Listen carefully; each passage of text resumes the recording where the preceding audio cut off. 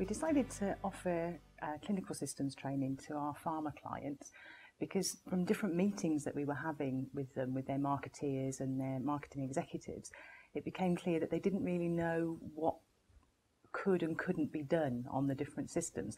So they had a lovely idea, but when it got to the practicalities, the idea had no legs because it just wouldn't happen. You couldn't make the system do what they wanted it to do. So we decided to put together a little program for them to let them see what the systems can and can't do. So that's where the idea came from, really. During a half-day training session, they get to pretend to be a doctor for the session, and they really enjoy that. So a little bit of a power trip, you know. And the things that they give to their patients, and you know, I'm surprised any of them survive.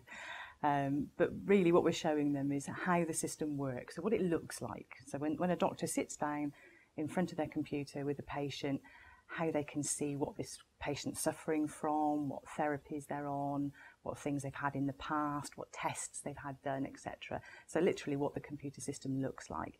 And then we get into some of the more complicated things, so how the practice as a whole would search for patients that maybe need an annual review, need a therapy review, need to be called in for any reason, how we can actually change the system to help the doctor and the nurse meet guidelines. So, for example, you've got NICE guidelines for things like angina control, etc. And there's a lot of very clever stuff in these computer systems that most of the practices don't know about, but we do. And you can actually make little tweaks in the background. So as something happens, so say a person has a heart rate of over a certain number, a little message will pop up and say this patient's angina is not controlled, you should review their therapy.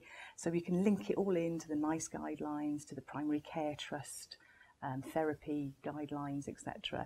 And so it helps from all angles. So you're helping the doctor meet their patient's needs, and you're also helping in a wider sense to make sure that those patients are reviewed using therapies that are on the Primary Care Trust's formularies and things like that. So it really helps them. So that's the more complicated things that we do. We found that once the marketeers and the marketing executives have a little bit more knowledge and understanding of what the computer systems can do, it helps them to define the kind of services that they want to offer to their clients, which are the doctors and the nurses. So they can put together a little support package. They could use a company like us to do clinical audit. They could create software that works alongside the doctor's practices. Or they can actually use the knowledge to help them define what they're asking their reps to find out. They might sort of say to their field force, we want to know how many patients have X, Y, and Z, can you ask your doctors?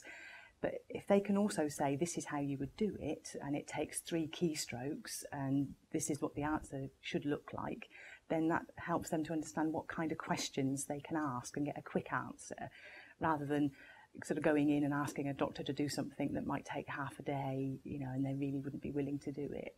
So it's sort of a twofold thing. So you're looking at the knowledge and understanding so that they can offer support to their clients, and also that sort of extra knowledge to know what kind of answer they could expect when they ask a certain question in the surgery.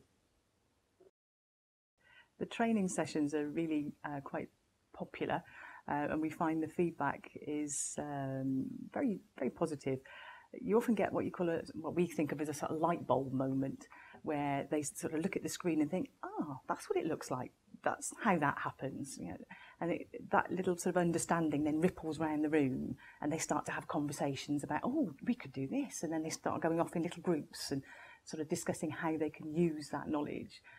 So it really is practical knowledge, but it gets their creative sort of juices flowing, because they're the creative people, so that's what they're there for. But you know, we give them the practical knowledge, and so you get that ripple effect usually around the room.